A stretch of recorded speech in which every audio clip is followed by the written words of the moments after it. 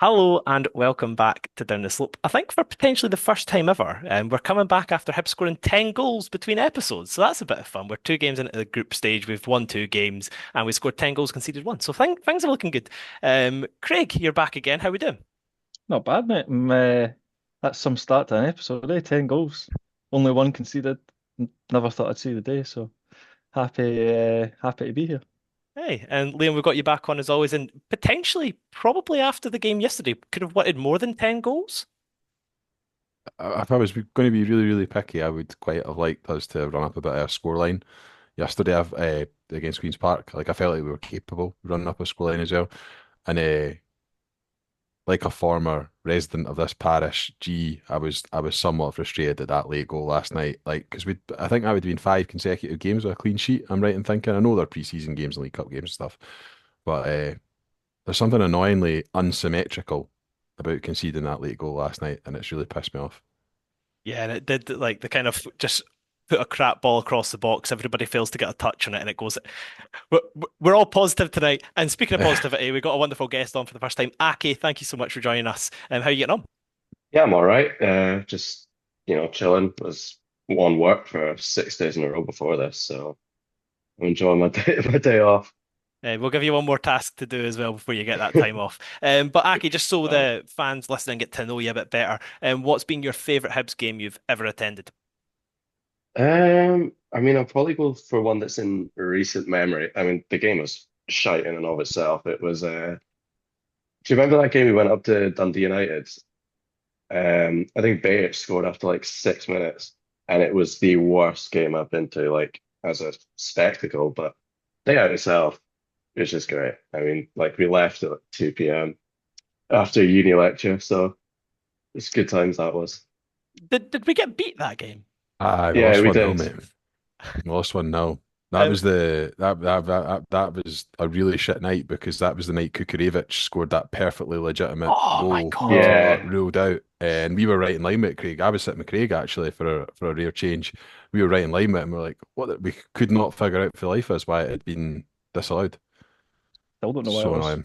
The number of goals that Kukurevich got ruled out, by the way, for like illegitimate things that season, I'm convinced he would have hit like 25 goals that season if it wasn't for bad refereeing decisions. Bad refereeing and injuries. If he was fit the whole True, season and the true. referees had eyes, then he would have been hitting them by the barrel. But I think you're the first ever person to be asked what was your favourite Hibs game and it be the most turgid 1-0 defeat. But at least you enjoyed the day. That's great. That's great. But we said at the end of the last episode we were going to give you our season predictions for Hibs. But we're not so unlucky if you were expecting that. We're going to change it up and we're just going to kind of reflect on the two games. I think it's fair to say that last week when we were recording, we didn't expect things to go quite as well as they did. So instead, we're just going to kind of reflect on David Gray's first two competitive games as permanent Hibs manager and then maybe see some of the areas that we could improve on. I know Liam touched on one of them somewhat earlier. But Craig, we're going to come to you first. Two games, obviously 5-0 away to Elgin and then 5-1 at home to Queen's Park where we'll come to all four of us. And essentially, I want you to tell me what impressed you most and one negative, essentially, that you think that Hibs could improve on when the league season comes around. What impressed me most? Oh, there's quite a few things. I mean, look, you are trying to get not too excited and not buy too much into the positives. Also, not try to buy too much into the negatives. But what impressed me most, I'm gonna say just the sort of speed of passing. Even last night, there was a couple of times where it didn't quite come off, but there were just the tempo of passing was just miles clear. Some of the stuff that we've seen last season. Uh, Good attack and flow and moves, which is nice to see considering some of the sort of shocking football that we were subjected to last year. But I was going to touch on one individual, but I'll leave that now. And I'll just say the sort of I've been really impressed with the overall tempo of our game and I, the speed of the attacks. I know it was kind of broken based off the fact we took a shot that took a deflection, but I think the Levitt goal yesterday, the passing and moving ahead of that was genuinely unreal. Like, that Mm. was liquid football. Wait, Liam, what? Liam's edging You on his just, seat. you just keep going passing and tempo or moving and passing, but I'm not hearing. Just say it. Both of these. Passing, moving, Moving tempo. tempo. Oh, fucking, it's Yeah. back. All right, Liam, come on to you for your positive as well then. I was literally going to say the passing, the moving, the tempo. Like, I just, immediately when Craig started speaking, I think what's impressed me, um, I was going to say defensive solidity, but the 96th minute last night sort of ruled that out for me. I'm going to say for me, the thing that's been really noticeable is how prepared we are to just mix it up and not just try and do the same thing every single time we get the ball, and expect different results every time we do the same thing. There was an unpredictability about us last night. I think Bursic probably went long as many times, if not more times, than he went short. And I'll be honest, I think in terms of the Scottish game, in terms of the way most teams play, a lot of them play off second balls. I don't think we'll necessarily be that kind of team this season, but I think it just showed a bit more of a willingness to sort of embrace the style that is most prevalent in the league, which is going back to front pretty quickly when it's on. So that was encouraging for me. Actually, just if I can sneak one other thing as well, and it's kind of just piggybacking on what Craig said, just some of the wee interchanges just around the box, like some of the wee passes, the wee moves here, in tight situations. I thought that was pretty good last night against they're not an awful team. There's an okay level of opposition. Do you know what I mean? It's not like we were playing, I don't East Kilbride or something like that. Like the thing is, when you're playing Elgin in the first game, like you're genuinely playing maybe the 35th to 40th best team in Scotland, whereas against Queen's Park, you're probably playing about they're probably expected to make playoffs this year.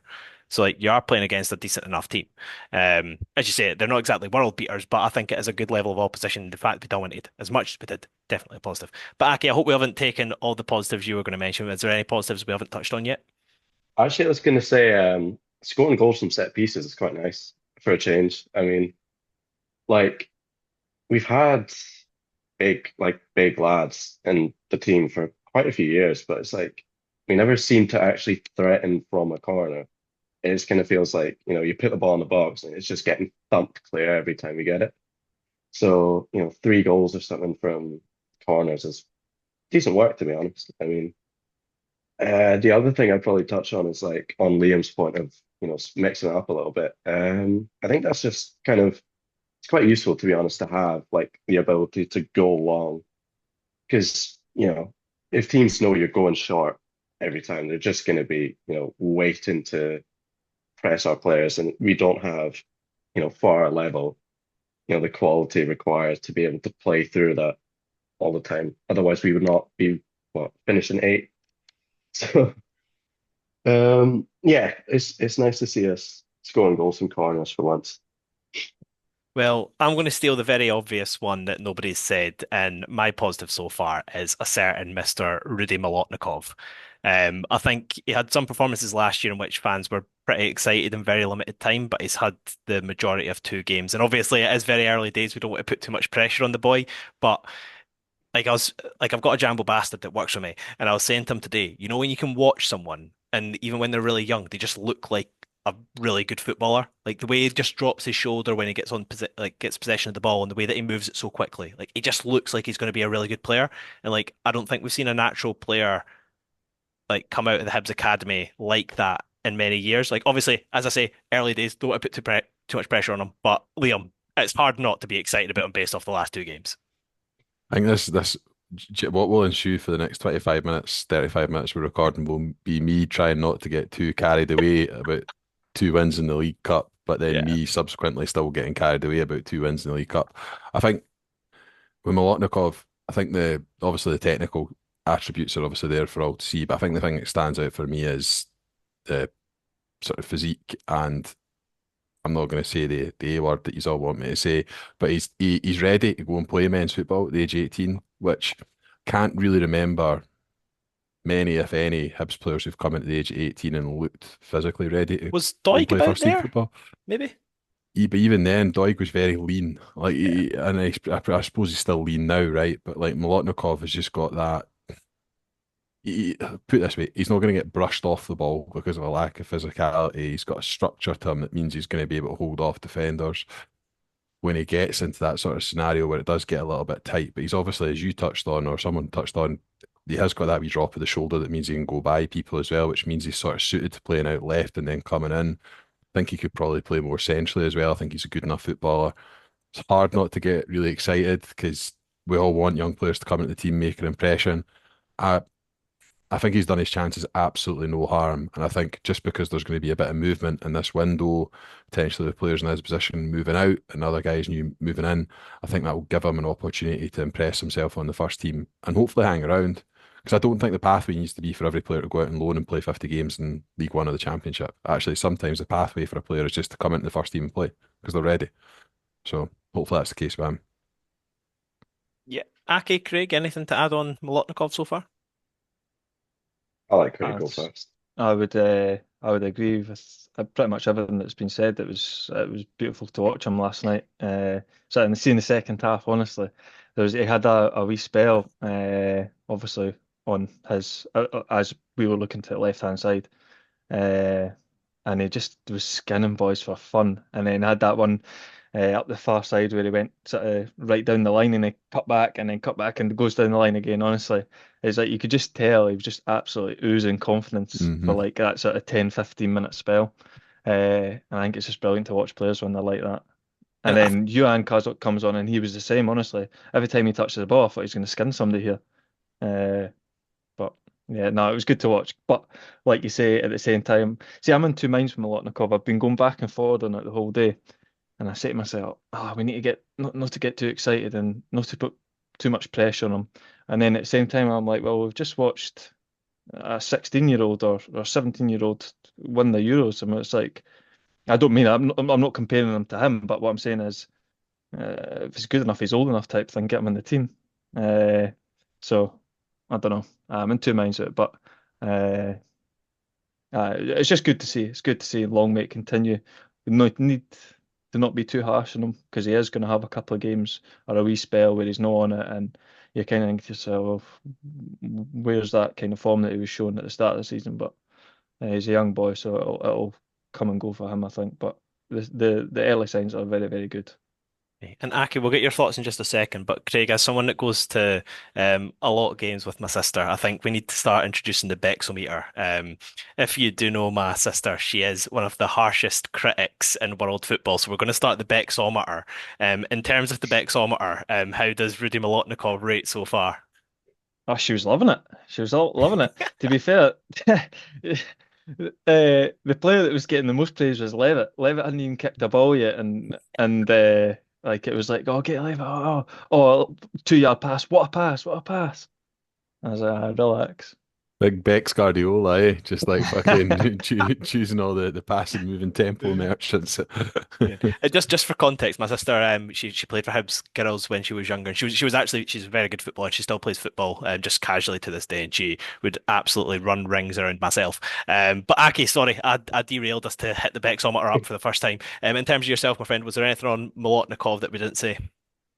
No, I mean, I think if he can make like 20 appearances, in all competitions, I think that's probably the goal that you'd be looking for. Like, because you don't want to be going, right, this lad has to start every single game. Because, like, we've done that before with, young players who just, burst through and then they burn out and you're like, oh, he was good for a wee bit, wasn't he?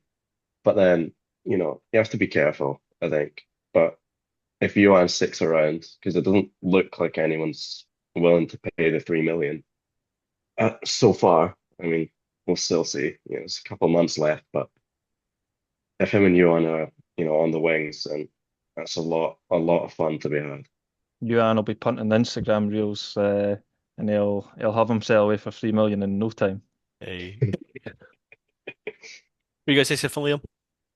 No, actually, but I will now that you've asked me. I mean, I think that would be a really nice position for us to be in going into the season, just to have. It's a bit like a sort of Stevenson Doig scenario, slightly more experienced, or in Stevenson's case, the much more experienced option in that area of the park, and sort of switching between the two. I think that'd be a good position for us to be in because I think we all sort of went into the summer and we were saying we need more wide options. I think everyone kind of said if we're going to play wingers, we're going to need more of them at the club. Because all the only wingers we really got is Boyle, Tavares, and Yuan in the first team. Molotnikov's maybe just based on those two performances has removed a wee bit of that need to go and do that right away, and it just allows us to focus on some of the other areas of the pitch, which in my opinion are more important, like the centre forward partner for Venti and the potential number six that we might sign. And Aki, we'll come to you first. Obviously, when you score 10 goals and only concede one in two games, there's not too many negatives to pick up. But was there anything constructively you think that Hibs could do better moving forward? I mean, it's just like, asking to like really pick hairs, but I mean, I guess Miller, like to pick out a specific player, not to dig anyone out, but he's not been like shooting the lights out, and I don't really like him as a right centre back. Not, I mean, I thought he'd be all right there. It's just, when he tucks in, defensively, there's something about the aesthetic of it that I just do not like at all for me. Yeah, sometimes you just don't really vibe with what a player's doing. Um, from my perspective, like we'll touch on this a bit later on. But I do have the worry at the lack of like quality depth. I think I obviously Dylan Venti missed probably two really good chances yesterday. But in my opinion, if you score a hat trick, then you find yourself in positions to score goals. I'm not going to be angry if you miss a couple when we're 4-0 up. But I just think we're really missing a sub. I think that even if you've got a top class striker, you need to be able to bring someone on just to like even change the tempo a bit. And I don't think we've currently got any backup striker that's adequate at the club. Um, so for me, it is just kind of those options off the bench. I know, like coming into a game against Queen's Park, the options we had were fine. But if we're playing away to Kilmarnock, I want to be able to bring on a couple extra players that will give me a bit more like oomph and get the crowd on their feet and excited. Obviously, we brought Yuan on, it had that effect, but yeah, I just think that striker position is something that for me we really need to fill. Liam, was there anything on your list? No, I think everything that you said's valid. Like I think Josh Campbell playing as your second choice number nine is suboptimal, to be honest. It's not really something I want to see too much of this season.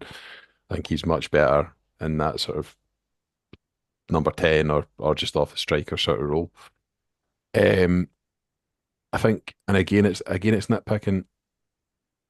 I didn't think we were great first half against Elgin, and actually I didn't think the kind of intensity was there, but it was the first 45 minutes of competitive football this season, so I think it's kind of harsh to get too hung up on how we played 45 minutes away at Elgin. I do think though we will, when it comes to the league, I think we will need to probably start games a little bit better because even just the first 10 minutes last night against Queen's Park, I felt like we were maybe just a wee bit sloppy in possession. So, but again, I'm really, really nitpicking here for something. I just felt like the sort of start of the game, we could have shown a little bit more, and we'll probably need to be honest when we get into the league season because I don't think the fixtures are hugely kind to us to begin with. Right. And Craig, can you round us off on that one? Nothing major so far, to be fair. I think we'll find out a wee bit more when we're tested at a bit of a higher level of position. I think we'll find out a wee bit more about the team kind of defensively. Maybe that is the one concern at the moment is that we haven't been tested. We haven't really seen real weakness. But no, I'm not going to do any nitpicking at the moment. I'm going to stick with the 10 goals and be happy.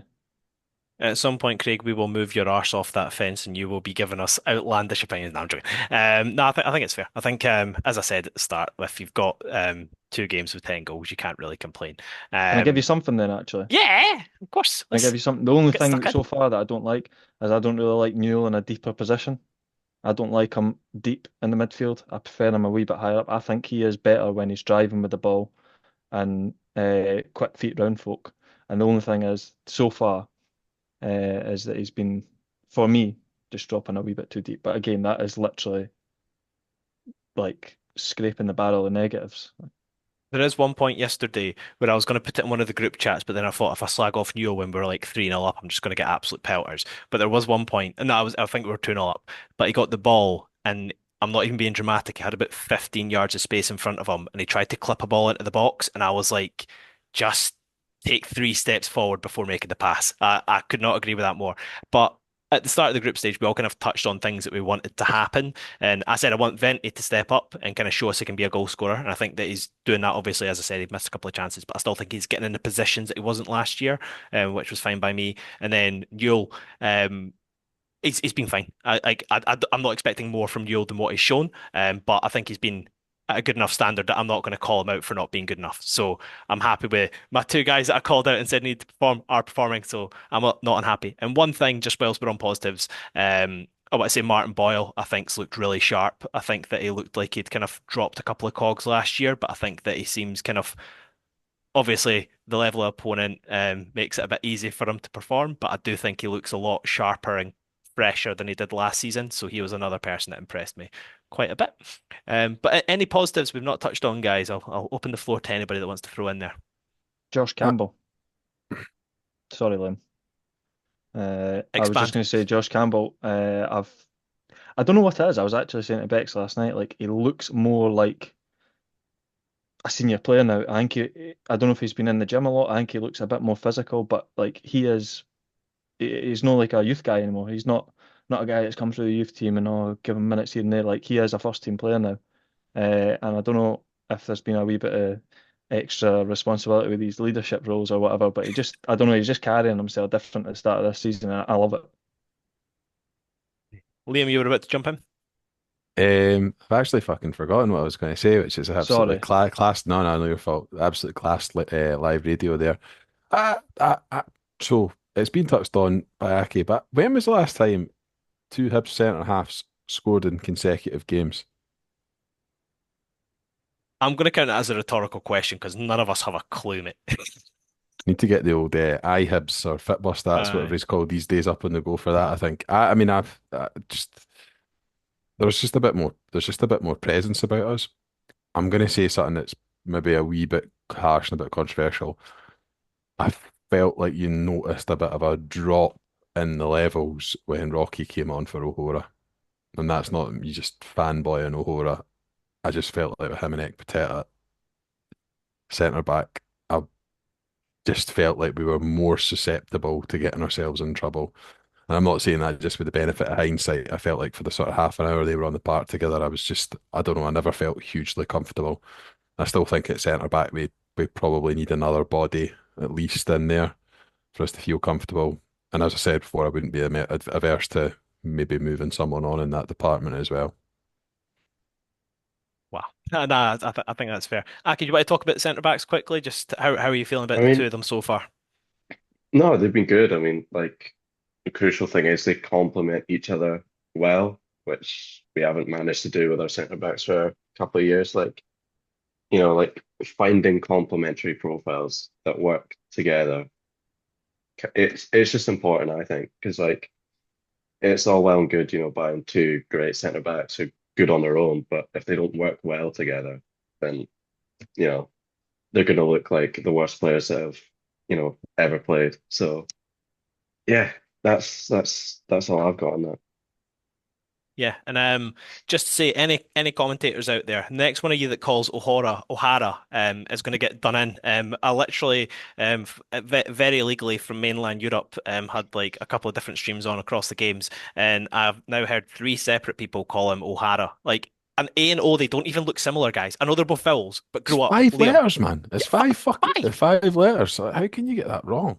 And I'm not trying to be funny. You've got the O, then you've got a H, then you've got the O again. Like you've started with it. Just continue. I prefer Ohoro as opposed to O'Hara. It's just ridiculous. Like grow up, people. My goodness. Sorry.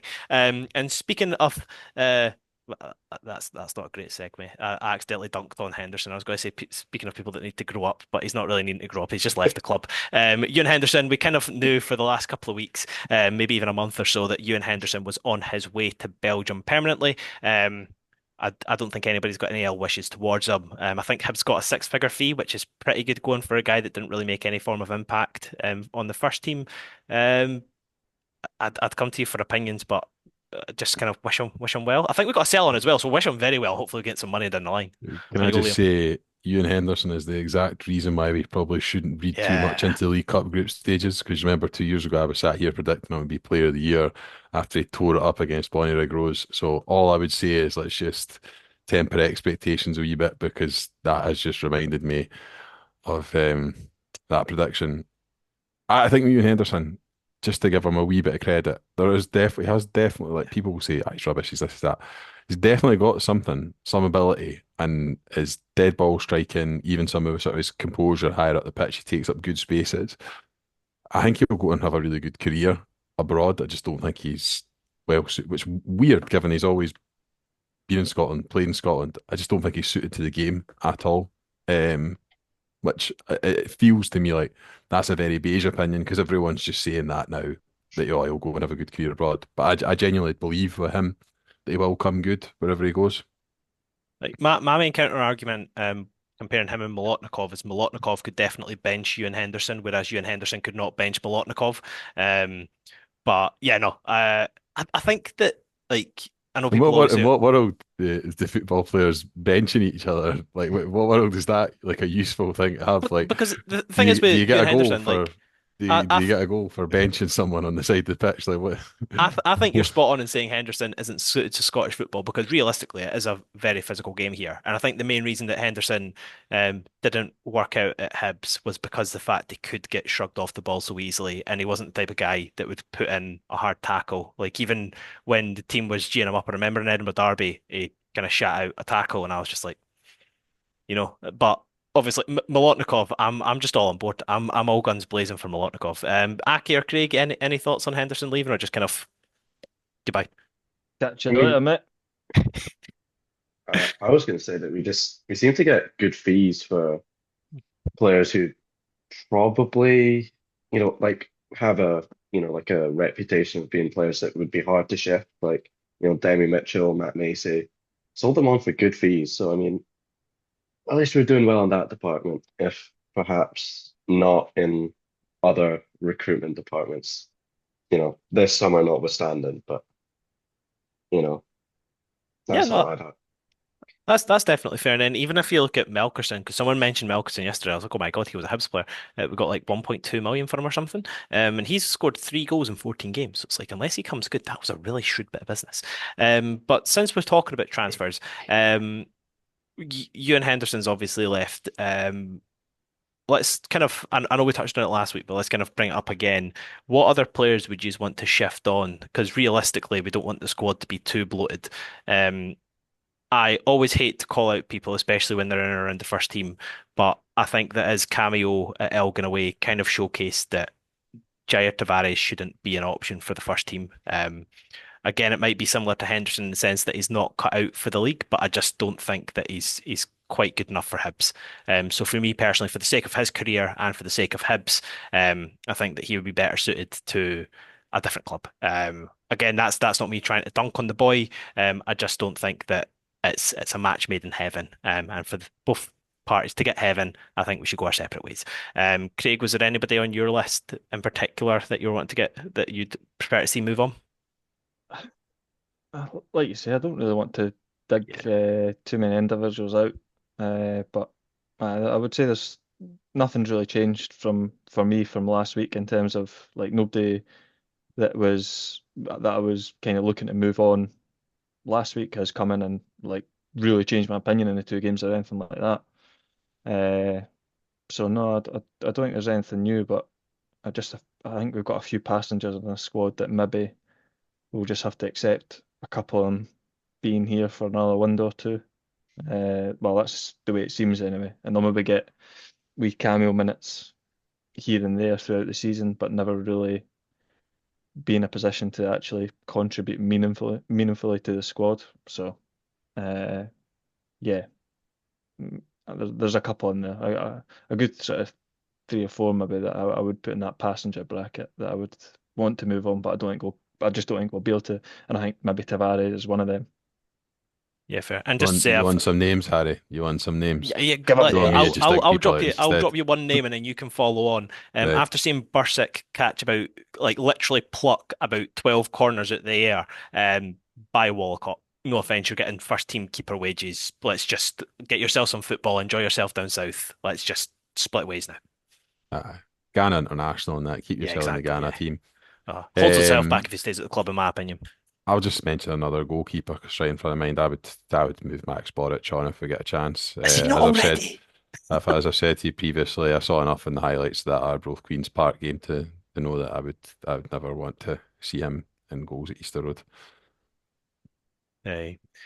Aki, was there anybody on your list that we've not touched on? Again, not I like mean, sorry if this seems like a horrible segment. I just wanted to. We're going to talk about I coming ins next, but I just wanted to get your guys' thoughts. I think Harbot will be another one. I think as assuming we get at least another couple of centre backs in, it's just like other than the fact that he got shunted out to right back in Lee Johnson's final game, um, he just you know when there's like a look about a player and you're just like he just does not look like someone I'd have confidence in. Like he just looks like he's got a bit of the Bozo gene. Like I don't know what it is about him. I mean, he could be great. It's just, he's gone down to Colchester, heard nothing about it. He's come back up. I just think, like we paid a fee, a sizable fee. He's probably on a good wage. Just try and move him on if we can. But Aki, one reason I'm excited that you've joined us today is I know that you are one of these people like me who likes to do extensive scouting across Europe for signings that are probably never realistically going to happen, but they're fun to look at anyway. But we'll come around to everybody and we'll give our number one priority that we would like Hibs to fill at the moment. And if you can give me one player in that position that you would like to fill that void, what's the main hole at Hibs at the moment, and who have you got in mind that could fill it? I'm gonna steal Liam's thunder and go number six. Because I think, well, we don't have one to start with. And I think, as you get into more competitive games, having Newell deeper in midfield's just not really going to cut it. Like, there's nothing wrong with doing it against, lower league opposition because you don't need the protection as much. But, our second game in the league's against Celtic, so we'll need a six pretty quickly. And my one would be Giovanni Hag from Rodez. It's not going to be easy because he almost just got promoted, but um, from League Two. But I think he'd probably be just under 750, which is a lot, 750 grand, which is quite a lot. But he's on the last year of his deal, as far as I'm aware. So I don't think it's out of the question. I'm not even going I've to got his pretend I wiki know who up. that is. I've got his wiki up. I'm having a wee look. I'll come back to you in opinion in 5 minutes once I've seen a Nice. wee bit more of the All right. boy. Whilst Liam does his research, Craig, talk to me. What position would you like to fill in? Have you got any players that you'd like to fill it? If you can't think of a player to fill it up, you have to name someone. Well, I was just about to say I don't have a player to fill the position that I'm going to say, but I'm just going to say goals. Like, I think we still need goals in the team. We lost a significant amount with the lone players going out, Malida, uh, to name one. Uh, and obviously, I actually think Vente is going to have a really good season, to be fair. But one's not good enough, is it? You need several contributing, and Matt Boyle back in his game. If Yuan stays, there's more goals. But I think I'd like another goal scorer up there, or somebody to do the work so that Vente can be that guy, that 20 goal a season guy. Uh, but yeah, I'll just say goals. And if I to name a player, honestly, I've got nobody. Uh, just see if we can get an Aberdeen Twitter and I'll say Miovski. Unrealistic. We'll go in, we'll swoop in because we're massive and we're bigger than Aberdeen. We'll take him. We'll just do a Celtic now. We'll give you 2 million. We'll have him. That's it. Beat it. Nice. Craig is unfortunately not getting hired as a new head scout. But Liam, have you managed to get your research in? If not, no worries, and you can give us your option. I'll give you my option first, and it's only because we were linked to him, I think, yesterday by Evening News. I quite like that Kieran Bowie shout. I know Ewan unfortunately suggested him, which makes me feel a wee bit dirty bringing his name up, because I didn't really like giving Ewan credit for anything. But I do think in terms of an option that can play in all the positions across the front three, mobile, quite a big lad as well by the looks of it. 4 and 9 for Scotland under 21s, 9 and 44, which isn't incredible in League One last season, but I think he did play a lot of those minutes in wide areas. He'd definitely be someone that I would be pretty happy with. And it kind of takes us back to our old sort of model, if you like, your recruitment is signing young Scottish players who maybe gone down south or gone to other clubs in Scotland and it hadn't quite worked out for them. But the potential is obviously there. He's still only 21. I've got to be honest though, for me it would have to be on a permanent. I don't really want to fill the squad with too many loan signings this season. I think the loan signings should be the wee sprinkle over the top rather than the sort of foundations of the team. And I think if he was going to come in, he'd probably be a starter. So I'm keen for him. Um, Based on my sort of 90-second research of Giovanni Hag, I do like the shout, I must admit. 24-year-old, I think, looks like he's got the physical attributes to go and play that position in this league. 6 foot inches tall, 6 foot tall. Aye, and I think players in League Two in France are I think they're attainable for us. Like I don't think there's a huge amount of money in that market, but obviously it would be a bit of a statement of intent by the club to go and spend that kind of money on number six. But I think it's needed. I think that if we're going to invest in the spine of the team, that's where well, if you're going to invest in the spine of the team. That's what I'm trying to say. Nice. And I forgot to say, and I'm so sorry. I hope the listeners don't think I'm too insensitive. But Liam, as you know, this is obviously a platform of it's a safe space. Do you want to talk about Rory Payton not signing for Hibernian? Because we're all here for you, and we were all rooting for it to happen, and obviously it hasn't. And we just want you to know that we're here to support, and you've got an open floor if you need to vent at all. Uh, all I will say is I'm not angry. I'm just disappointed. It's always the worst when they're disappointed. Um, but yeah, no, obviously Rory Payton has went down south, so good luck to him as well. I assume we That didn't have a that seller. Sorry. that 2 hour period where he'd gone to Port Vale and then Yakoviti was linked to us was like, oh God, what is going on? I was like, I bringing back the Liam's worst Bexometer. nightmare. The Bexometer was ticking because Wikipedia was her source to say that Yakoviti Oh was God. a left back hybrid pacey centre back, which is the worst description of a football player, and and most inaccurate that I've ever heard in my life. But moving on, Can we just dig the Daily Record out for just a second? Because I'm really getting fed up with them just Scott like Burns, man. needlessly just chucking our name into links with players when we've shown probably no interest in them or limited interest and trying to pass it off as Dundee, St Mirren beat Hibs to sign SPFL star. I'm like, Uh, describing Alex Yakoviti as a star, stars as creative license, but to say that we missed it, I mean, I might be wrong, but I'd be very surprised if he was a player that we were seriously considering beyond. Here's a guy that's got a left foot and can play centre back. My thinking is we're laughing now, but when he scores in the 92nd minute, like all Saints teams like to do at Easter Road, we're not going to be laughing. He's like the 2024 Joe Shaughnessy, eh? Like Ah, he's just got to come back to haunt us every single time in the 95th minute. not good. Sorry, Aki, were you guys say something there? No, I was just going to say Scott Brown seems to have two genres of reporting. It's either Hibs are not signing this player, and then you proceed to wake up the next morning with them holding the Hibs scarf, or it's just like, us getting beaten to a signing, and it's like some bloke from like, Aldershot who's gone to Ross County. All right. Hibs beaten to the signing by Gark Cairn Juniors, that's the sort of stuff that he trots out with. Nah, fair play to him. Like the guy's made a living out of being an absolute grifter, eh? Hey. But for mine, what I've decided is, guys, money's not an object. Money's not an object. What's an object is Harry's happiness. Hibs are going to break the bank, break the spines, break everything, break the laws of physics. We're bringing him home. Alan Campbell, welcome to Hibernian Football Club. He signed Uh, for Charlton, mate. was it fucker? Damn it. All right, No, well, that never was Greg mind. Doc. That was Greg Docherty. I'm Oh. only joking. I'm only oh, joking. boo. Oh, Jesus. All right. Is he still currently, like, I don't think he's actually left Luton, but I think he's technically a free agent. It's one of those things where he's still at the club, but he's just not signing a new deal. Um, but surely, if it's the type of thing, I don't know how realistic it would be. I don't know what his demands would be, but he is literally the perfect player. Like, if he signed for Hibs, Hearts, Aberdeen, etc., he'd be the best player at the club.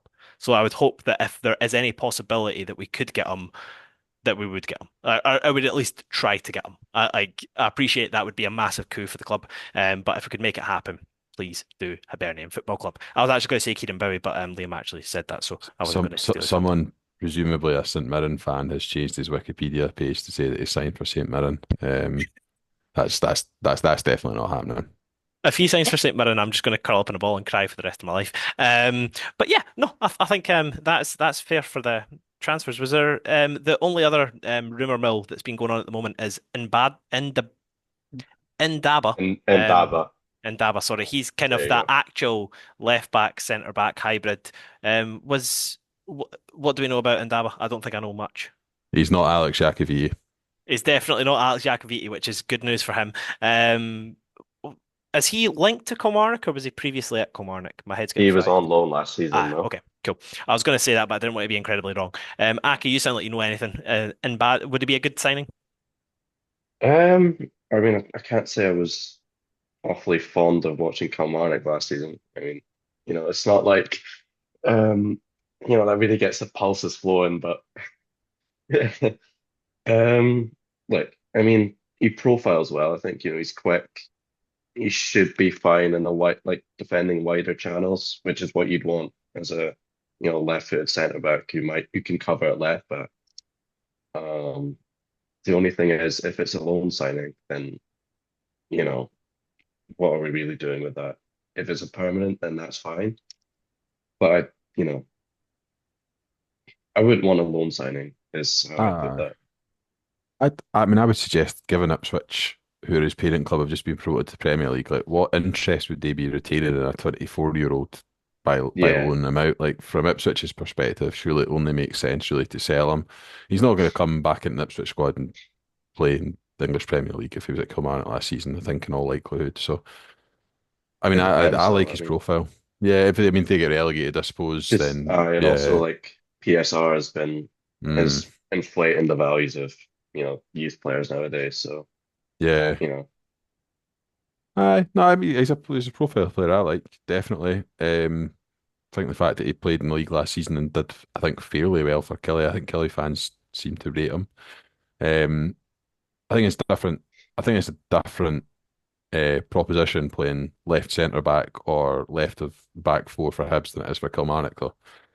yeah, Because Kelly, when they play a back five, literally play five centre halves. When they play a back four, play four centre halves. So I think the protection that you've got and the job that you're asked to do is very different to what I would imagine David Gray's Hibs will look like. But no, I think he's definitely one I can get on board with, and it's a of need. Like we need a left footer centre back, we need a cover left back. So I think if he can kill two birds with one stone, I think it's smart recruitment.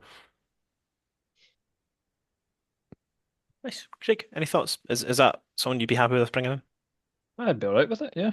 It seems a decent enough player wanting to come in and kind of bolster the squad, give us a wee bit of depth. So I've not seen enough out of him to say whether he would come in and be a starter or anything like that. But uh, just from a depth point of view, yeah, it's no one that gets me like overly excited or anything, but I'd take it. Nice. And I think, guys, we've reached my favorite time of the show. We're in pre-season, and it's time for one of Harry's games. And you know I love my games, so we're gonna rock and roll. Liam's taking a big massive sigh. Aki looks nervous. Craig looks like Harry, shut up. But here we are. Okay, so the game we're gonna do today, we've done it a few times before, is gonna be the blind top five ranking. Essentially, I'm gonna give each of our gents a different topic that's relatively relevant to what we've discussed today, and they are going to rank them in a top five in a random order. Aki, as our guest, you have got the choice. Would you like to go first or last? I'll go first, just so I Okay, can get this out the way and just watch the rest of you suffer. nice. All right. So, you brought up Lewis Miller yourself, so you're going to go first with right backs. This is just any right backs that Jeez. came to mind for me. So essentially, you're going to rank Hibs right backs in order, just blindly. Okay. So we're going to start Chris Cadden. Chris Cadden, where would you rate Chris Cadden on a scale of 1 to 5? I'm gonna put him three because he's not good enough to be two or one, but he's not also the worst right back I've ever seen. So I'll be nice and I'll put him three and just hope that I'm not that he's not the worst player on this list. Hey, the only thing is, you're slightly younger than Asaki, so I might be putting some people Aye. that are before your time. But if that's the case, then you're just going to have to deal with that and make it up as you go along. So that's completely fine by me. Because the next name I'm going to drop in is Kevin McCann. Jesus. Um, Liam or Craig, you're welcome to throw in some hints here on what level His, Kevin McCann his, was at I Hibs. think his initial nickname is McCannavaro, which should tell you all you need to know. right. Oh no, that's a cracker. Oh. I'll put him at two, but bear in mind I've never seen him play. So it's like, you're going off absolutely fucking nothing here. So Vibes. um aye, Nice. And next up, we've got Lewis Miller. five. He's going straight to five. Wow. Damn. All right, It's five it's for it's just I It's think definitely be someone worse than Miller Yeah. yeah. coming. you're playing a It's risky game there, my friend. On you go, Craig. it's No, sorry, I had nothing to say. I was just agreeing. it's Right. just for me, his first season he was injured a fair bit. I mean, he's like when he plays, he's okay. It's just when he's on the ball, he always looks like he's chasing his first touch, like consistently, and it just does not look right to me. And then next, I think you're probably going to need a hand here from Liam or Craig. We've got Michael Hart.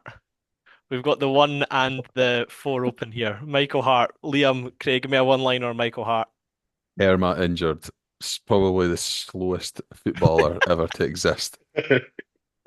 Well, he was Right, Hibs. he's going at four then. I think. Craig, Craig, again, Craig, who would you have rated higher, Michael Hart or Alan Mabry?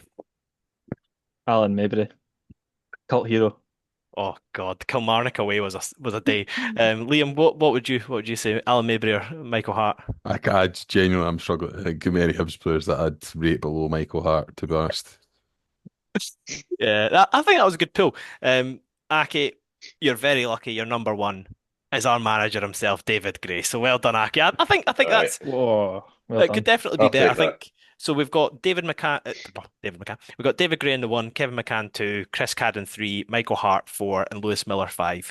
Being honest, if you swapped Miller and McCann, that's probably about how I'd give that list, to be honest. So. You've survived well, Aki. As you went there, you get to choose. Is it going to be Liam or Craig next? I'll give it to Liam. Why not? Okay.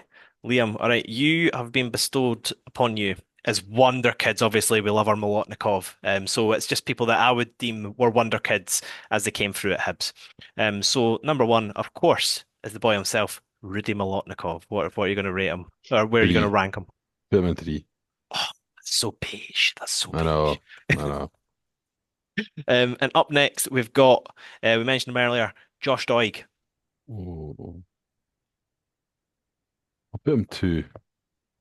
See, that's where you scuppered yourself because you put Uh, Molotnikov after you've seen him about three times and you put him too high. All right, and up next we've got Scott Brown.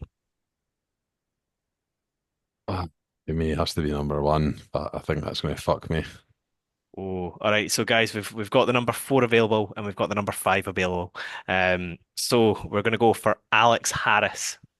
Because I think when he first came through, he was Oh, looking like something special, wasn't he? I Uh, don't think that's unfair to say oh. he was a wonder kid. nah, Terry Butcher ruined his Yeah. career, I think.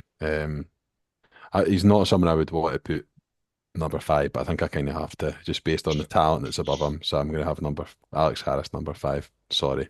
All right. Breaking my heart, that. All right, I'm just going to look at Craig's face as I say. Liam's number four wonder kid in Hibs history is none other than Derek Riordan. Derek Riordan's no better than number four It's a for joke. Liam, which I think that's sick. Liam, you make me sick. That's disgusting. Craig, what's your thoughts on Derek Riordan being at number four? Ugh, it's an injustice. It's horrendous. I can't, honestly, I mean, I'm actually so disappointed that Liam actually could bring himself to put Alex Harris number five, and we're talking about wonder kids. I mean, yes, his career turned out to be nothing because he went to Dundee in a swap deal with Martin Boyle. But however, in terms of wonder kids, when he came through, honestly, he was the business. He was the You know, man. I was, and to be honest, I mean, he very nearly, if I hadn't left at half time, gave me one of the great days of being a Hibs fan against Falkirk in the cup semi final. Sadly, I left at half time and didn't see any of it. Oh my But God. I do. Yeah, he's a player I remember fondly because he gave us hope at a time when we had no hope. Hey. And I mean, Derek Braddon's and every Hibs fan in my generation's like lifetime 11. So like, Aye, I do. That didn't work out very well for me, shall we say? But maybe And I'll be just proven right with Molotnikov. Maybe I'll be proven right, you know? just to recap, Liam's list, it was Scott Brown in the one, uh, Josh Doig in the two, Molotnikov in the three, Harris in the five, and Riordan in the four. I had to name Riordan last because I had to emphasize the disrespect that he faced there from Liam. Aki, obviously from our perspective, like Aye. I think Liam and myself and Craig, if you'd said to any of us who was like your favorite player, like growing up, like or like who was that like player you couldn't help but just love, we would all say Derek Riordan. Who was that for you as you kind of started your Hibs fandom and maybe even up to this point still? Well, I mean, Derek Riordan would have been when I was 3. Yes. That is concerning for Yeah. people your age. Thanks, So, mate. Thanks, mate. um, I mean, Anthony Stokes was probably like the latter part of his career was when I was 12, like the cup when I only just turned 12. So, um, I mean, started really well and it's just gone downhill from there. I can't lie. So, um, well, I'd probably say Anthony Stokes, but then I also had John McGinn as well. So I mean, can't really complain to be honest too much. That is two people that could definitely make anybody's like 21st century Hibs 11. But speaking of 21st century Hibs 11s, I've kept this to relatively recent. Craig, your category is top five summer signings. These are just five players that I'm pretty confident that we signed in the summer window. If not, then you can all point and laugh at me. But coming up first, and it's up to you. Let us know now, Craig. Are you going to judge them based off your preference of player, or are you going to judge them based off how excited you were when we signed them? I'll do it off how excited we were. I think that's quite a Okay, good way cool. to do it. All right. Well, the first option was John McGinn. Uh, 3, because I don't Yeah. think anybody was like, if I'm being honest, I don't think anybody was like really overly buzzing about him signing. No, But I think we paid a compensation fee maybe when we got I think it we McGinn. was did like that. 230,000 or something, was it not? Was it not So, like decent chunk? so there still would have been a fair bit of excitement around him. Everybody goes number 3 to start. It's just a safe option. Plonk in the middle Uh, and hope for the best for the rest. Unless he gives you Um, Roland Edge as the first option, then yeah. Nowadays, 230 grand gets you Connor Barron instead. Jesus. Oh, all right. So second option for you, Craig, is Jordan Obita. 4. Oh, oh, God, I think he's going to regret that one, guys. All right. Next option, Martin Boyle. The second time. The second time, right? Yeah, the second time. Yeah.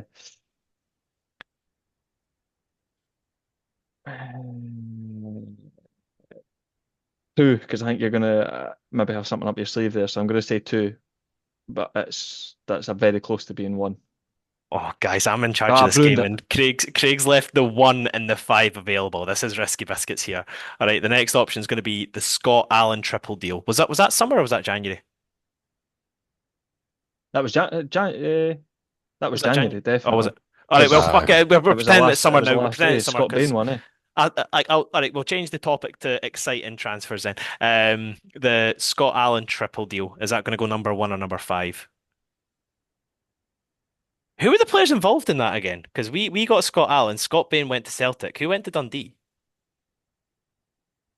Kevin Simon Murray, Thompson. was it no? Oh, it was, Oh, wasn't it? Sam Murray. Fuck, Jesus. Right. So you've stitched me up here. Obviously, says I'm going to regret it. 5. I'm Oh banking on a God. last minute winner here. All right, Liam Aki, do we think he's made the right decision or the wrong decision? 50-50 chance, mate. That's it. Being honest, this would be my personal number one. I still remember the three flame emojis that Hibs tweeted out and the absolute fucking pandemonium that happened 20 minutes before they announced that we had re-signed Anthony Stokes on a permanent deal after the Scottish Cup win. Craig, I think it's fair to say you know me a bit better than the other guys do in terms of building your list there. You've got Anthony Stokes in the one, Martin Boyle in the two, John McGinn in the three, Jordan Abita in the 4 and Scott Allen's triple deal in the 5. I think that's a pretty solid list, my friend. I actually think that's worked out okay, to be honest. When you read it out like that, I'm actually quite happy with that. Yeah. I'd maybe I'd maybe swap 4 and 5 uh, probably because that was quite four a and fun five time. definitely, Yeah. but I'd be almost tempted to swap Stokes and Boyle for me because I Mm. remember being really buzzing when Boyle was coming back. But I've still got a screenshot on my phone from the Stokes signing. Genuinely, so that I'm all right with that. That's worked out well in the end. Nice. But guys, it's been an absolute pleasure as always. We've covered off our transfer needs as always. We've covered off David Gray absolutely bossing it as Hibs manager. Up next at the weekend, we've got Kelty Hearts first, I believe. Is it Kelty Hearts Mm-hmm. this weekend? Kelly Hart's then Peterhead. We've got the bit of the break in between as well because we play Peterhead next weekend. So guys, We've got Watford in between, mate. Don't forget about oh, the Watford oh pre-season sorry, game. That's the big money spinning pre-season game we got as part of the Porteous deal. Let's not forget about that's it. But As an just F, before we sign off, let's give our quick thoughts on what we expect to see between these three games. Aki, hit me with it. What do you want to see? um, I'm gonna discard the Watford one because that's just an FM classic. Like put in the deal, give me a preseason friendly. Two wins, preferably two clean sheets, but just win the games, to be honest. Like, you know, for like with all due respect, they're lower league teams. Just beat them and move on, to be honest. Nice. Liam? I don't really mind which game. Actually, no, I do. I'd like us to go and body Kelly Hearts at the weekend. Like proper, like Airdrie last night, 8-0 up after 63 minutes and make five subs. I'd love to see us go and do that to a team in League Cup group stages. I think that's what the competition demands. And then I really want to see an article from some journal on Sunday basically saying why we need to scrap the League Cup group stages because the gap's too wide between the two clubs. And then for someone like St Johnstone to go out and get beat by, I don't know, East Fife or some shit like that the following week, I think that'd be class. That's what I want. I want to see us blood. I'm like Aki, don't really care about the Watford game. We'll probably go, but don't care.